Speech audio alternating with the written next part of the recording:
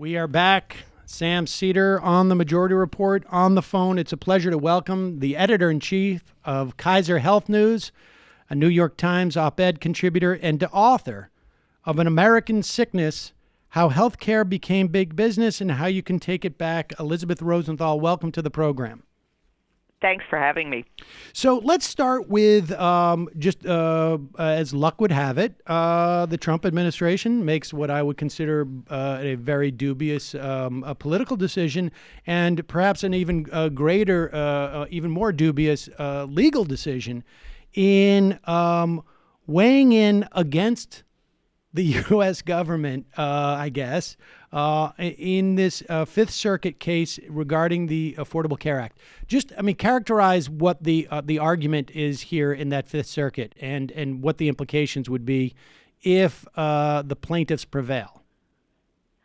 Well, the argument is that because the penalty for not having insurance was taken away by Congress, then the whole ACA is therefore invalid. That was a crucial kind of leg of the program, and once you've taken that away, the rest of it has to go away too. And I'm not going to think about the politics of that so much as the disaster and the chaos it creates in healthcare, which is my bailiwick. Okay, and so fair enough. And we should just say, from a legal standpoint, the idea that it would be severable is, the argument would be, well, Congress had the opportunity to repeal the whole ACA. They didn't. They just decided to repeal that part of it. So we know where Congress stands on this. We don't have to assume that they would perceive the whole law to be inseverable, as it were.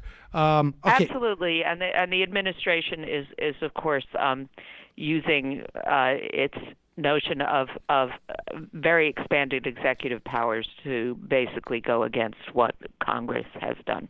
So, okay, with that said, let's just, explain to us what the implications would be. I guess on day one, right, if this case was to prevail, 20 million people would lose their health insurance at least, right? And then the rest of us would be implicated by the patient protections part of the ACA. Yeah, this will affect everyone, and it's, the ACA, I think everyone who's kind of candid about it will say, sure, it has some flaws, which is why we're hearing some of the Dems talk about Medicare for All now. But it did really, really important things that, the Trump administration has been trying to kind of kneecap it in various ways. But, for example, it protected people with pre-existing conditions. To be able to get insurance before the ACA, you could be excluded from insurance if in the past, for example, you'd used an asthma inhaler, or you could find out they would consider pregnancy in some plans a pre-existing condition.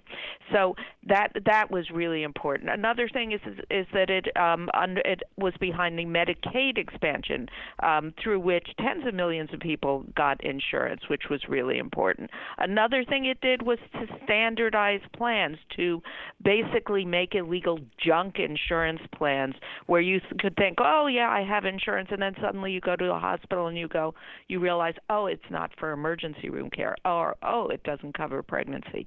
So the ACA protected patients.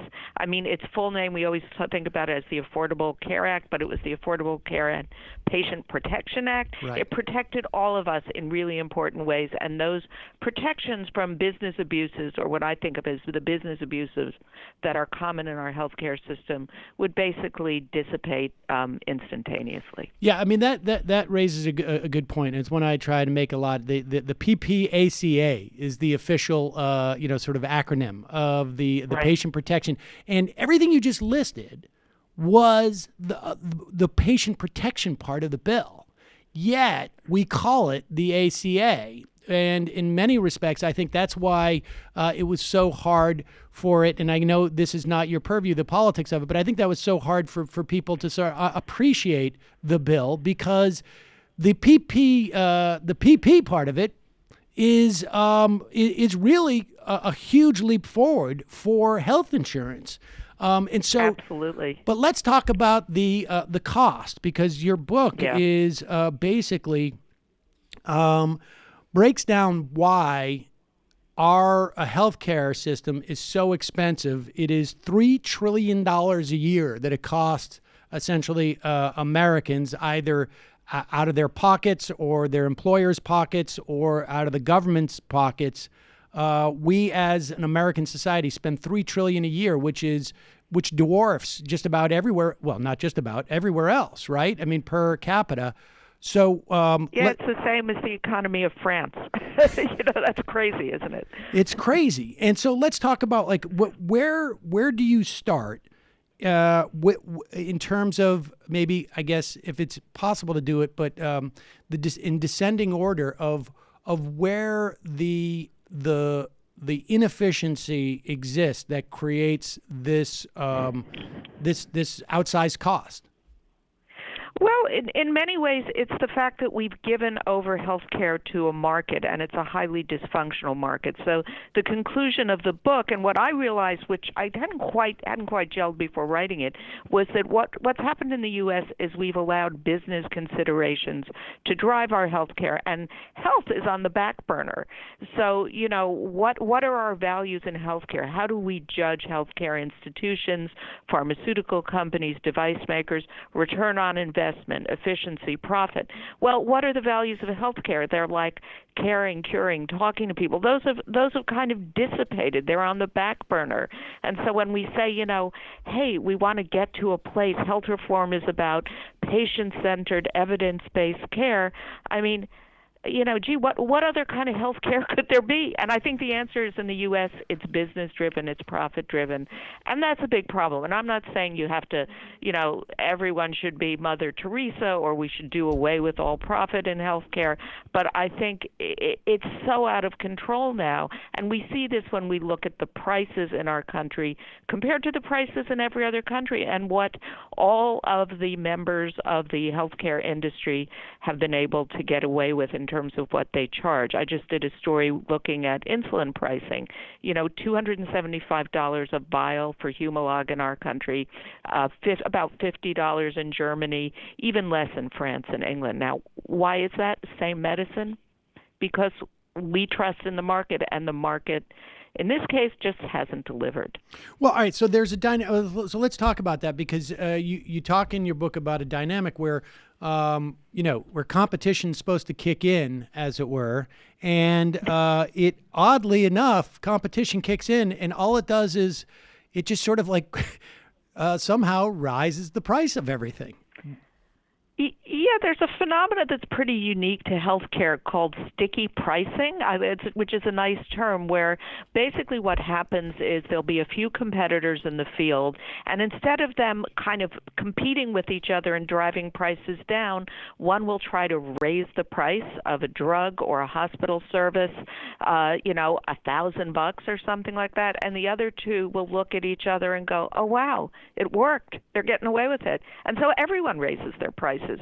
So that's why we've seen, even though there are 3 insulin makers, the insulin prices go up in lockstep, basically, by a factor of about 300% over the last 10 years. And we see the same phenomena all over healthcare, where what is the norm in healthcare? We insurers pay often according to usual and customary prices in an area. Well, guess what? If all the hospitals are charging a lot, then that becomes usual and customary, and so there's no need for anyone to compete. So again, it's a dysfunctional market, in partly because we've let it get that way, and in part because it's hard. You don't shop for healthcare the way you shop for a loaf of bread. You don't, someone tells you where to go. The price isn't transparent. Even if it were, you really don't want to be just choosing the lower priced product without being able to judge, is that the best surgery for me or not? So, I mean, I want to get just stay and be a little sticky on this usual and customary thing, because this does not exist. That like means of pricing does not exist. It seems to me in anywhere else, and that seems like that's like a hard and fast floor, right? So there's no ceiling on any of these prices, but there's like basically an artificial floor that pushes these things up. Yeah, and why do we think usual and customary is right? I mean, that's the problem. Is rational, because what you find and what I found in the book is, we say usual and customary by geozip, so you can find, a high-priced area in Manhattan where usual and customary for a gallbladder surgery would be $30,000, and yet you go into Queens and it's suddenly $5,000. So, usual and customary basically just means how much are the residents in that area willing to pay and what can you get away with, not like what's a rational price for that procedure. Where did that term come from? Like, I mean, it just sounds like, I mean, it sounds to me like a reasonable person standard that a court would use to determine negligence or something like this. But it sounds like it was just simply developed. I mean, you might know, developed by the medical industry to just sort of say the obvious price. And that's just a function of how much does it cost? How much you got? I mean, that's basically what it is, right? Well, the problem is, I like to say, how we got to this crazy healthcare system is a tale of, the road to hell is paved in good intentions. So the way we got usual and customary is, for a while there were no rules, right? And for a while in the 70s, 80s, Medicare was just paying, whatever a doctor would charge, they would pay. And then things got really out of control. And at some point they said, oh, we're going to pay usual and customary, because that was lower than whatever, right? But then, of course, if everyone's charging a lot and everyone realized, well, if we all charge a lot, then we all get to charge a lot. And so that's what's evolved. And that's partly why you see these huge price disparities where, an MRI in one city can cost 5 times what it would cost in another. And an MRI might cost 3 times as much on one street in New York than it would 10 blocks away.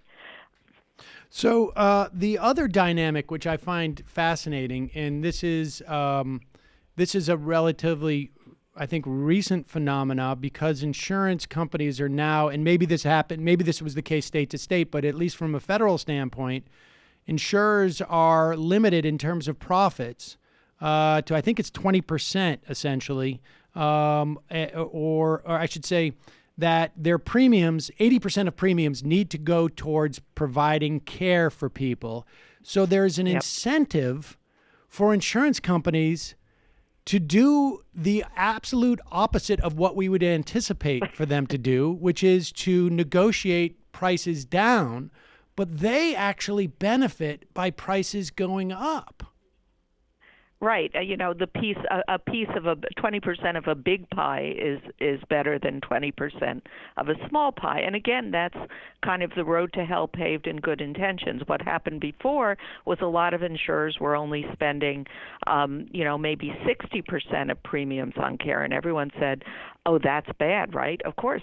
So you should spend 80 to 85% is what the law says. But no one thought, oh, well, so they're going to respond to that by just paying out a lot more claims to keep their income stable. And I think that's the problem. We assume that healthcare will operate in a way that thinks about the care and about the health. Right. But these are businesses, and they don't. What they're doing is trying to preserve their income, and most will respond in a way that you didn't anticipate because they're not really thinking about, well, you want us to spend our premiums on helping people. They're thinking about, wow, we've got shareholders and we just, we can't have that big drop in income. To me, that sounds like a kickback, right? It's like, look, I get a 20% VIG on this. So if you want to charge me double the price, great. Right? I mean, that's basically. Yeah. I think it's. I don't think that's the way they present it, but I mean that's what it is, right? I mean, it's like I'm not going to haggle with you over the price of this because I'm actually just getting paid commission more or less by the transaction. I mean, it's like almost like the media buyers for political campaigns where they're like, it's too bad these ads are so expensive, but I get 15% of the cost of the ad. So it's that type of thing. Yeah, I don't like to use the term kickback because that has a rather narrow Right. definition. But I think what I do like to say is, basically everyone's feeding it the trough, and what's in the trough is my and your health, and we're the victims of this, right? So it benefits everyone in the industry to some extent when the prices stay high, because there's a lot more in the trough to eat. Now, I think what the big fallacy that patients need to remember is we always say, like, why would my insurer pay that? My insurer's in my corner. No, they're not. They're a pass through. They take in premiums and they pay out claims, and if a claim is particularly egregious, they might fight it on your behalf, but not usually. They're too big to care about you. And this was like an aha moment for me. I had a patient who had an out-of-network claim, and the insurer paid about $120,000 on it, and it was an outrageous claim. And I called the insurer and said, "Why are you paying this?" And they said, "Well, yeah, it's an unjust claim, but we'd have to take the guy to court, and we'd have to put investigators in to see what happened in the operating room. It's just easier to pay."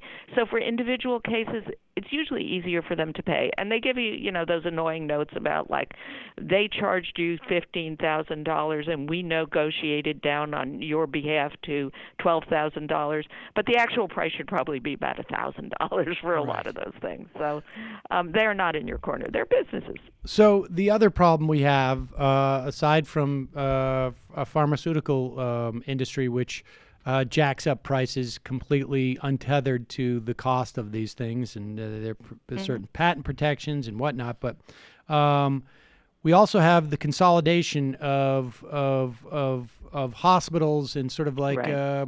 what is becoming, I guess, just a series of monopolies in some respects. I mean, I think it's fairly obvious. Even with competition, it seems like they raise prices. Without competition, they raise prices. There's no, Right. like, what's the option there? Well, and I do think hospitals have gotten off the hook. We tend to focus on, bad pharmaceutical companies, bad insurers. The biggest single spend in our healthcare system is hospital stays, and those prices have gone up basically untethered to anything involving reality. So now everything is billed. It's billed by the minute. If you're in the recovery room, it's being billed by the minute usually, and which really bothers me, because if you're staying in the recovery room for 3 hours, it's not often because you need to be in the recovery room, but because the surgeons are having dinner. Right. But your insurer is paying by the minute in that case. So I think the hospitals deserve a lot more scrutiny in terms of their pricing. And remember, most hospitals in this country are not-for-profit institutions, so they're not even paying taxes. So I think one of the big tests that I see coming in the next few years is looking at these not-for-profit institutions saying, do you look like a big business or do you look like a charity? And if you look like a big business, hell, pay taxes and we'll use that to deliver real health care for people. But I think you're right. We've let them off the hook a little too easily. And hospital consolidation, as you say, we used to blame consolidation on rising prices, but again, when there are only 3 hospitals in a town and they're all getting away with it, they almost don't have to be consolidated to all look at each other and go, "Oh, usual and customary, $100,000. It's fine with all of us." Okay, so you lay out in the book. I mean, so we have these major problems, and I guess the other problem too is implicit in what we've already said, and what you make explicit in the book is that outcomes. Although I guess there are some fixes in the ACA that sort of implicate this a little bit, and maybe you can describe those. But outcomes are secondary, right? Like, we get paid, they make money on procedures. They make money Yeah. on providing care as opposed to providing a specific outcome. And we're not talking just about an individual, we're talking about just, like, broadly speaking, right? This is one of the few, at least it seems to me, attempts at control of the system in some way by saying we're going to judge your outcomes versus how much care you give. Yeah, and outcomes research in healthcare is really complicated, right? Because how do you define the outcomes? So yes, there have been attempts to do that. I think they're deeply flawed because big hospitals will say, well, we have sicker patients, so our outcomes aren't as good. I think really that's why people are looking more at what we call bundled care or capitated care, or something like Medicare for all, a single payer system, where you are given as an institution a bundle of money for doing something, whether it's the entire care or an appendectomy or heart surgery, and you have to use that money wisely and well. So I think the outcomes world, it's important to focus on it. We deserve, as consumers of healthcare, to know about outcomes, but I don't think it's going to be the solution, because I think, the truth is that almost every hospital in the U.S. is going to do an appendectomy just fine, and MRIs are the same everywhere. So, but prices are really different. So even before we get to outcomes research, I think we have to say an MRI is an MRI is an MRI, a vitamin D test is a vitamin D test, and prices shouldn't vary. And that's what every other country has done. They've said, here are some standards, and everyone needs to follow them. Okay, I want to jump to that. I just want to in terms of outcomes, so things like how many infections, in hospital infections do you get? I mean, Yeah. I think most people, I don't know if most people are aware that being in the hospital is a really dangerous place to be Yeah. on some level. Yeah. In terms of for your health. I mean, that's the irony. Have those proven effective in any way? For instance, if we were to say, okay, here's bundled care, right? We're going to give you've got a patient who comes in with a burst appendix, or you've got a patient who comes in with, some type of heart troubles. We're going to check on the menu, and this is worth $10. This is worth $50. How do we assess that they're not going one of the ways that we can make this $50 into, feel like $60 in terms of Yeah. our profit is, we're going to pull back on some of the stuff. Yeah, the worry is always about skimping, right? Right. That one way to spend less is to skip on care. And I think some really interesting experiments have been done on that. One is something called reference pricing, where some big California organizations said, what does it cost to do a hip or knee replacement? And they went to some economists at Berkeley and said, we don't want the bottom dwellers. We want a reasonable cost that we're going to pay. And they arrived at something like $43,000. And they said, okay, that's what we're going to pay. And you patients, you can find, if you find a hospital that comes in for that, we'll pay. If you go above, you're going to pay. And they did two really interesting things. First of all, it encouraged patients to look around at those hospitals that would do it for $43,000. But the really more interesting thing it did for me is that it encouraged those hospitals that were charging $120,000 to say, oh yeah, we could do it for $43,000. So I think it's partly you can't do bottom dwelling, right? You don't want to pick the cheapest health care you can find, but you can do, I think one interesting thing is, what about a target of health care, where I say I don't care about the amenities, the bells and whistles, but I care about just the fundamentals of good care. That doesn't exist in the U.S., and that's what healthcare looks like in most of the rest of the world. Like no five-star hotels, no fountains, maybe not a private room, but just the basics, and that's really what we should be focused on.